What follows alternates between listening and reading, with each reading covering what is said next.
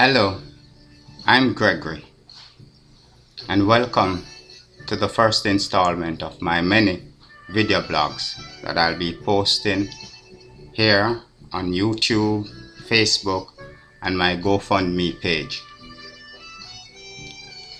In March of 2012, I had reasons to go to the emergency room at my local hospital, and the doctors found reasons to do an MRI scan, which ultimately led to the discovery of a tumor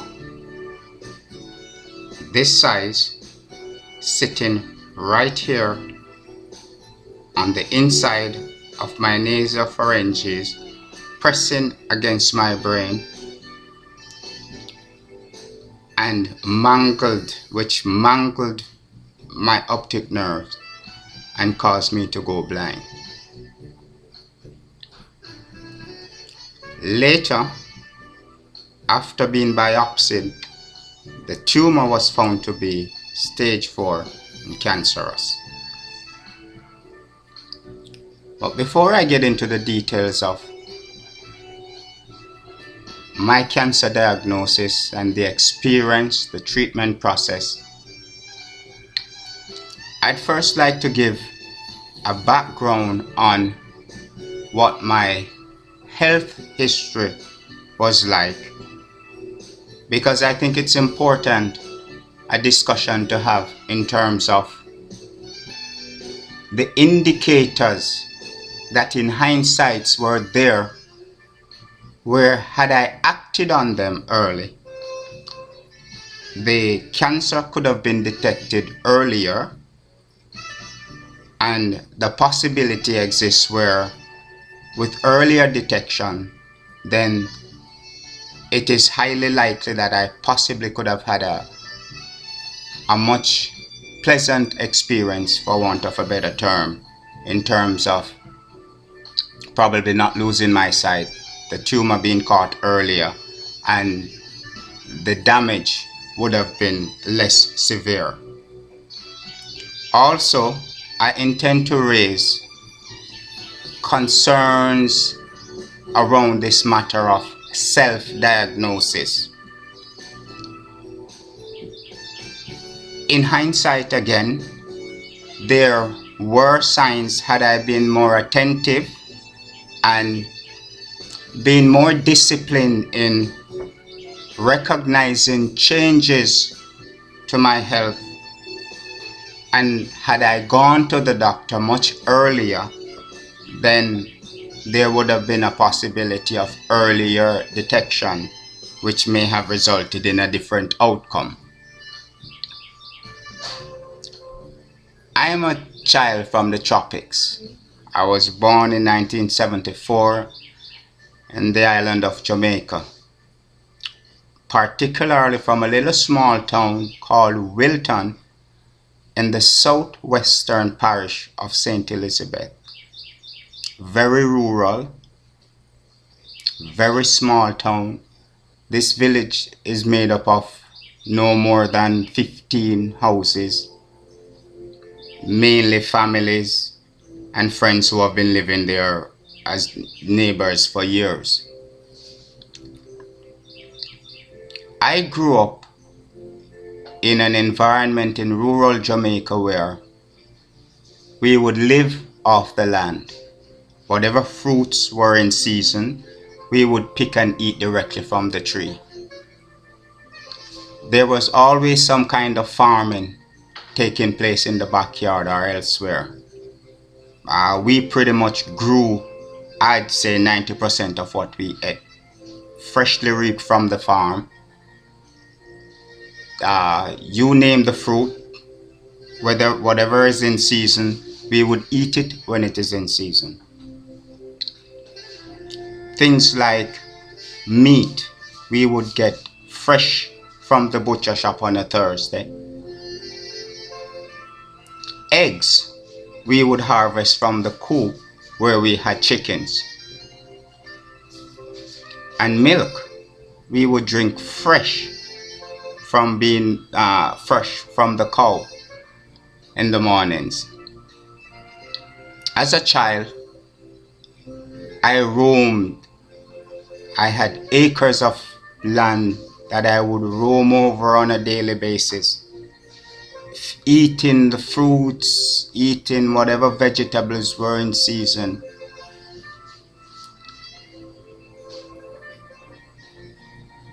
We grew up on the outside.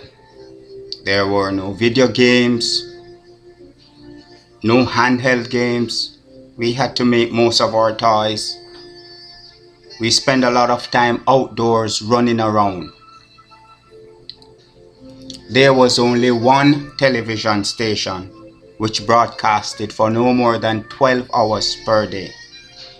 From 6 to 9 in the morning, I'd say, and somewhere from about 4 to, I don't know, 9, 4 to like probably 11 or 4 to midnight in the afternoon. As a child, I was very active. Soccer, athletics, anything which had to do with the outdoors, because that is where we pretty much entertained ourselves as a child.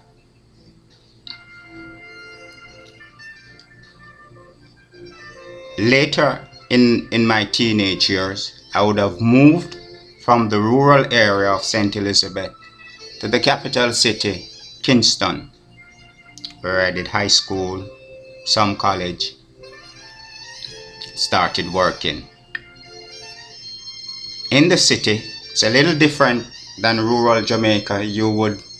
Where your food is concerned, you would go to the market on a Saturday. Maybe on a Friday also, because the farmers would take produce in from the countryside to the city overnight on a Thursday, and you have market on Friday and Saturday, where you get freshly harvested food, fruits, vegetables, you name it, and you would get enough supplies to last you until the following week, when you would go back to the market and do it all over again.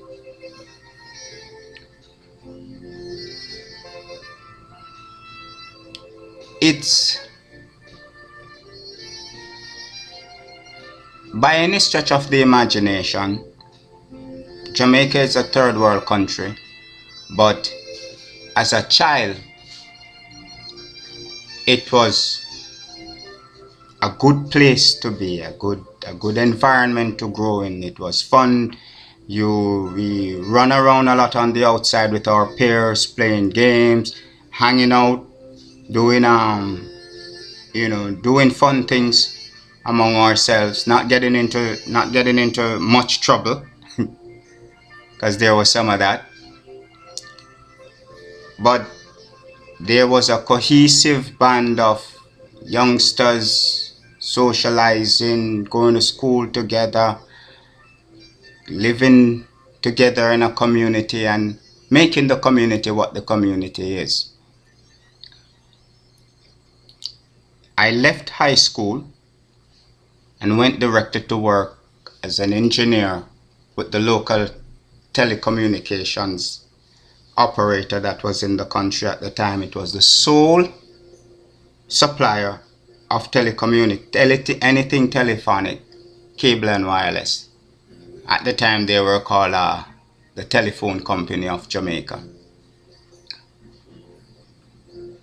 I worked there, went to college,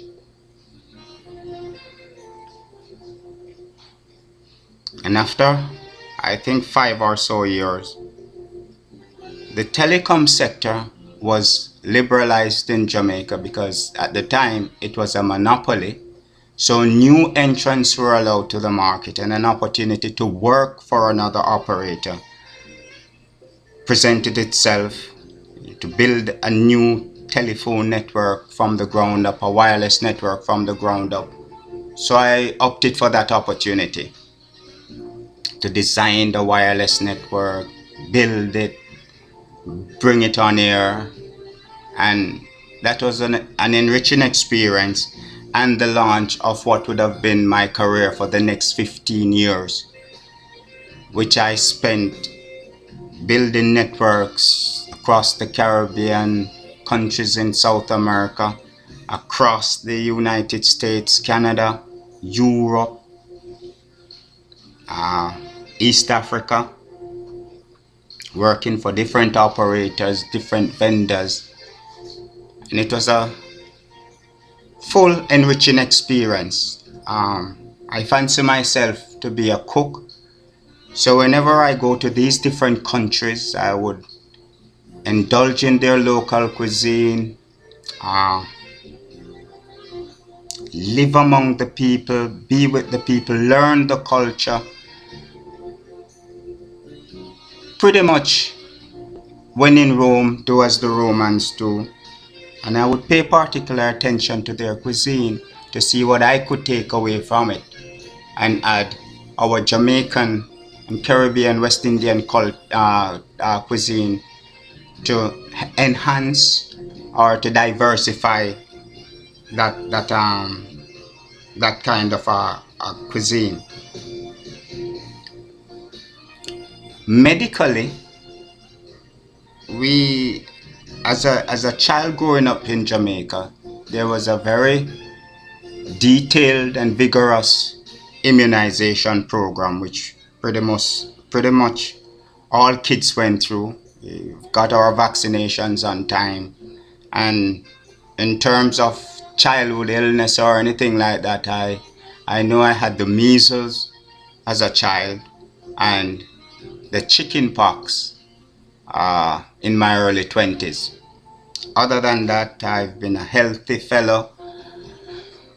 The flu maybe once every 4 years, and pretty much a healthy chap. No major hospitalization or anything, and that's how I was. I considered myself healthy, and I guess as a youngster, near invincible where health was concerned. Now, in October of 2011, I had the need to travel back to the Bahamas to get a project that I was gonna be working on there started. And on the 20th of October, to be exact,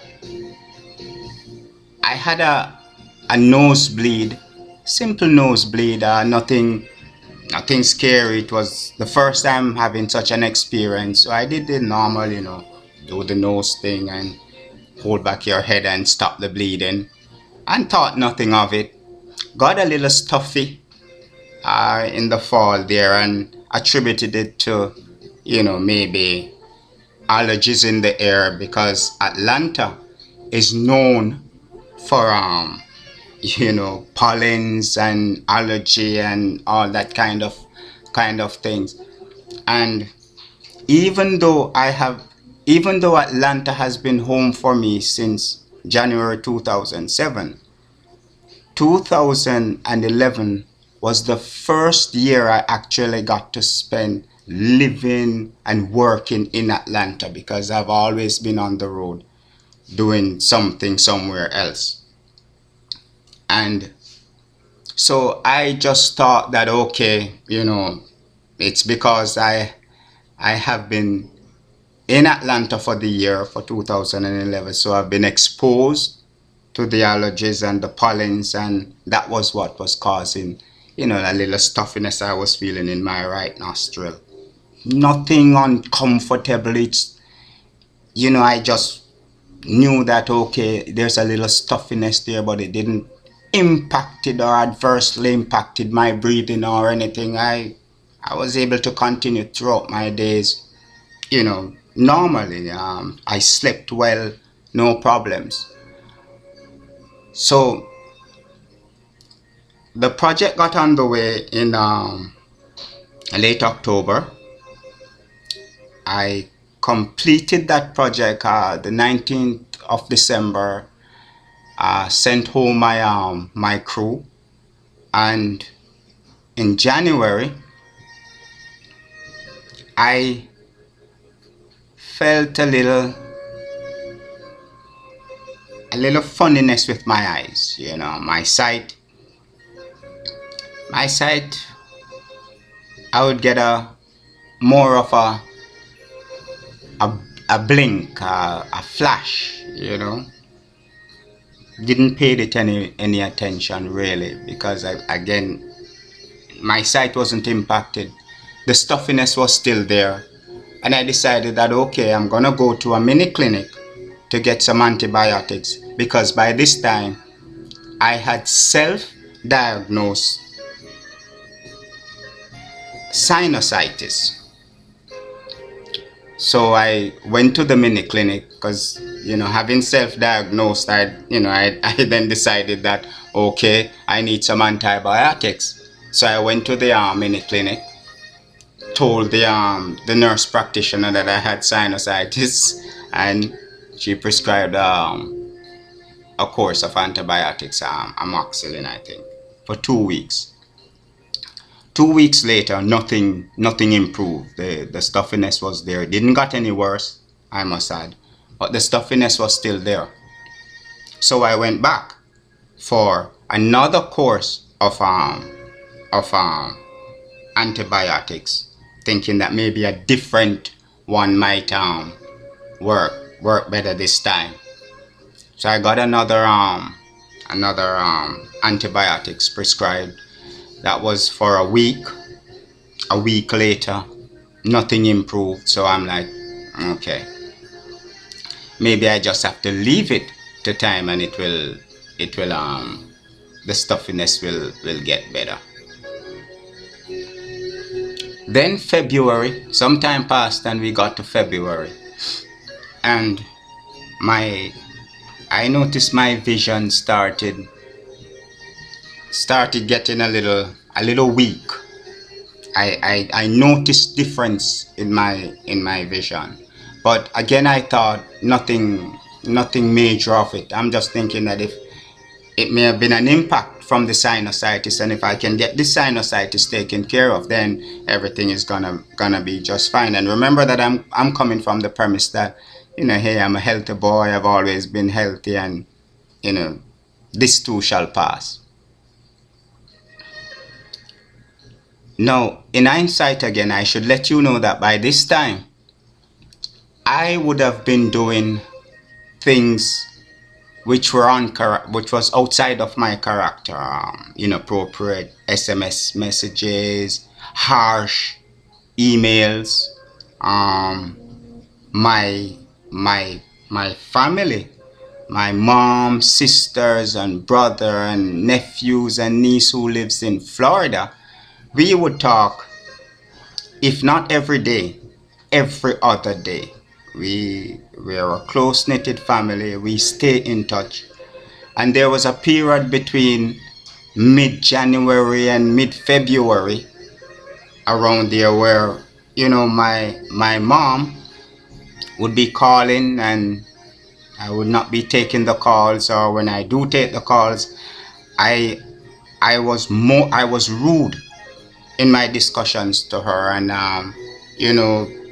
others, my sisters or brothers or nephews, they'll be reaching out to me and I would be non-responsive, which was very much outside the norm, because if they call and did not get an answer, they know that call will be returned, pretty shortly. Even if I was traveling overseas for work, there was always provisions in place where they could call me, or I could interact with them with relative ease and no cost, really. I made sure of that provision. And there was a time when my mom called, and somehow she detected that something was not right, because I was not myself. I was not behaving. I was not speaking to her as I would and as I used to. And we remembered her once saying to me that, "Are you sick or something? Is everything okay with you, Gregory?" And I retorted, well, if I was sick, or if I'm sick, I have people in Atlanta who can take care of me, so I'm fine. Don't worry about that. Now that, fortunately for me, that that exchange took place at a distance over the telephone, because I just don't speak to my mother like that. And I'm sure if I was in her presence, I would have gotten whatever it was affecting me at that time, whatever tumor or whatever cancer, knocked the hell out of me. So she now realized that something was definitely not right. Called my sisters and brother and nephew, and they all got on the phone and decided that they were going to call my local police department for them to come by and do a welfare check because I was acting outside the norm. And I remember the officer came and said that, Jermaine, who is my nephew, called and asked that they do a welfare check because they're not hearing from me and they're wondering if everything is okay with me. And I talked with the officer, let him know that I'm good, everything is okay and all. And then one morning, after my vision was fading a little, we decided that we were gonna go to the emergency room at the local hospital, which is about 20 minutes from where I live. We drove to the hospital, went, got registered, sat in the waiting room, and while we were there waiting to be tended to, my vision just went. I just went totally blind. Everything went dark. And I said to the person who took me to the emergency room that I just got blind entirely, because I felt a snap in my right eye, and it just so happens that there were signs posted throughout the emergency room, the emergency area at the hospital, which says that if you experience sudden blindness while in the waiting room, then we should bring it to the attention of the attendant. And we did that, and somehow I guess it moved us to the front of the line. We were then sent to the I was then sent to the eye clinic. Someone came, got me in a wheelchair, wheeled me up to the eye clinic, and we got registered there, waited. And when I was examined by the ophthalmologist in the eye clinic, the first doctor who looked at my eyes, he was like, I don't see any reasons, Mr. Foster, why you shouldn't be seen, because your eyes are perfect, no damage, no nothing structural, everything seems to be perfect. He sought the advice of a fellow doctor who took a look and concluded the same thing, that he didn't see anything that was wrong with my eyes and I should be seen. So he indicated that, well, listen, send for a scan, send to get some scanning done, and have them know that they need the results of the MRI that day. This took a couple of hours. I was taken down to got my scan done, results, we waited on the results, and after some time had passed, a couple of hours, I was then moved to a room in the emergency area, and the first person who came in at the time, I remember a young lady came in and introduced herself. I can't quite remember what her name was.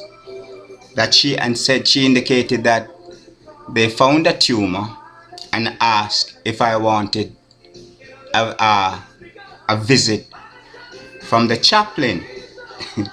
So I got a little defensive and a little harsh on her, because I was like, on the one hand, she's telling me that they found a tumor, and then she's offering the chaplain. So I'm thinking, last rites, last mile, it kind of like, in that instant, gave me the impression that, okay, then I'm on my last mile here, this because we have seen it on the television, and someone is severely ill or they're just not gonna make it, then they call the priest in, they call the chaplain in, they call in whomever they're so I said to the lady, no, I don't want any visit from any chaplain. I'll seek my own divine intervention elsewhere. Because I was like, I don't want no chaplain coming and pronouncing any last rites on me and all that kind of thing. And she said, okay, she was good with that. Then, after a while, a doctor came in and he said that, he introduced himself, said that he was from neurology.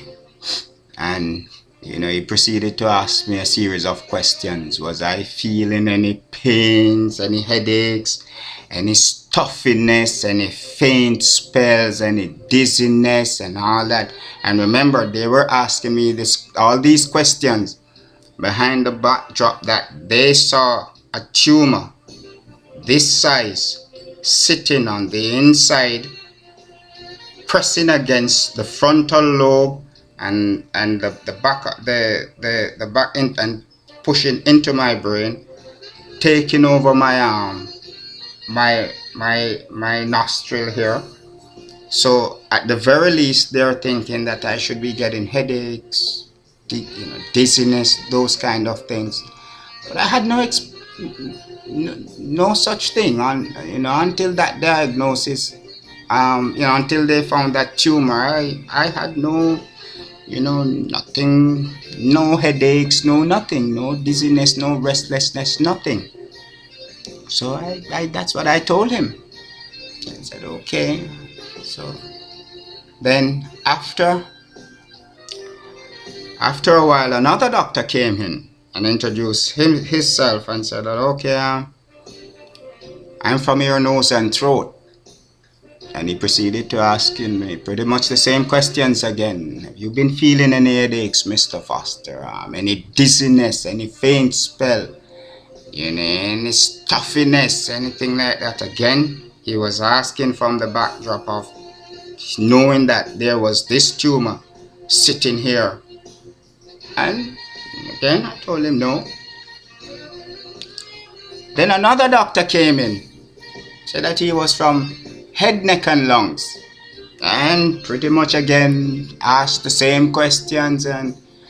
But in hindsight, I was realizing that listening, they were asking these questions sometimes repeatedly, because I guess they just could not believe that with this sitting in here, I was not feeling any adverse effect from it. And I guess given the size, they just couldn't believe it. So I told the doctor from head, neck and lungs that I was good until, just a couple of days ago. I was, fine, still running around, working, functioning fine and everything. Excuse me. Then came another doctor, and he introduced himself and said that he was from oncology. Now this is when I realized that I was in trouble, because growing up I watched medical programs, Trapper John MD, Dr. Ben Casey, General Hospital, House, and I knew that oncology meant cancer. And if you're getting a visit from oncology, then I'm in trouble. And he came in, introduced himself, said that he was from oncology. He asked me pretty much the same questions and everything, and I gave him the answer. And I was admitted to the hospital for what eventually turned out to be a 2-week stay. Now, for these 2 weeks, now by then, I was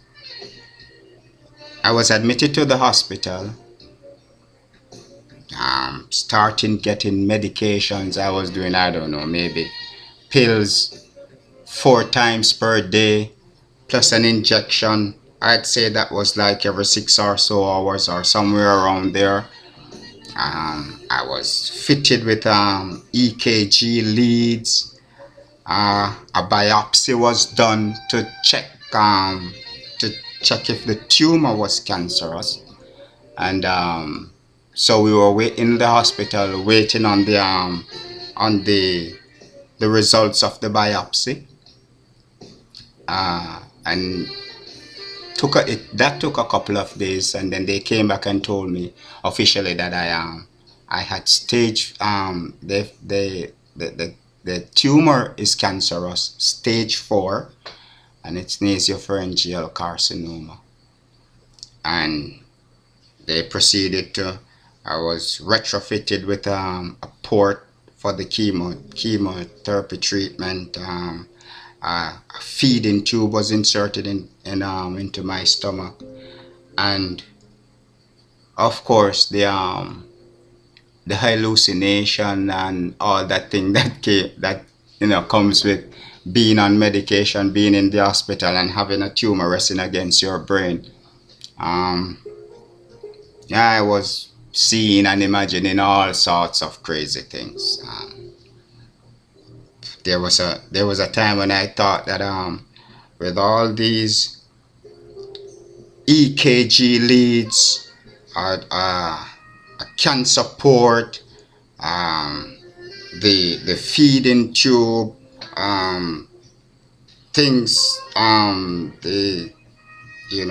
was on that drip thing, all those things, little things beeping around, making many different sounds in the rooms and stuff like that. I was thinking, maybe they're harvesting my heart to slowing my heart down to harvest it and sell it on the black market.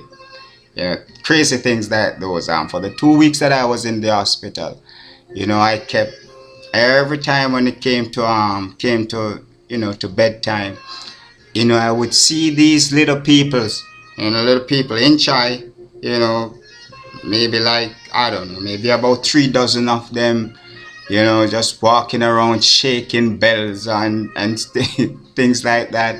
There was a time when I thought, the doctors and the caregivers, the doctors and the nurses, they were having parties and stuff like that. I saw them like, having parties, drinking beer and all that kind of thing. But these were all symptoms of the medication, and it was a rough ride. It was a rough 2 weeks. I got a session of chemotherapy while I was in the hospital, and after the team of doctors decided on a prescribed course of treatment because they considered surgery, a combination of chemotherapy and radiation. But for the most part, my cancer was treated with I think it's 6 to 2 sessions of radiation and 2 sessions of chemotherapy. And I was discharged from the hospital within 2 weeks. Went back home and went home, and at that time, now I would have started my radiation treatment. So it up until that point, I would have gone through the experience of being diagnosed with cancer, losing my sight, no longer able to work in my profession because I work as what you call an RF engineer, radio frequency engineer, and even with sight, I can't see what I work on. It has to be simulated on a computer via software. So, those were 3 major life-changing experiences: the cancer, the loss of the vision, and inability to now work. So I'll tell you all more on how all of this progressed and the treatment process in my next blog. Uh, and like I said at the beginning, I intend to and hope that we'll examine and take a more conscious look at, I'd want to call it, certain errors that I would have made earlier on by doing, self-diagnosis. Because there's had I gone for treatment, had I gone to see a doctor rather than, you know diagnosing sinusitis, when in fact it was much much more than that, then probably the outcome would have been different. I think we need to be conscious of changes in our health. If things are happening outside the norm, then maybe we need to go see our doctors to have it checked out, because after all, we're not trained medical professionals to do self-diagnosis and things of the sort. And again, I hope for us to examine the impact of non-medical care, the positive impact of non-medical care for someone who is undergoing cancer, critical disease and stuff like that. Because it's more than the medicine. The part that family, friends, um, the difference a mere telephone call makes sometimes. So I hope for us to explore that some more and to speak some more on that. In the meantime, as always, I thank you all for your well wishes, your contributions to my Help Me Regain My Sight fund. Um, I, uh, I, I thank you for your donations, your pledge, and to all my friends and families and strangers who have reached out to me over the process. I appreciate it and thank you all. And I'll see you again soon on my next blog. And now remember, don't drink and drive. Stay alive. One love.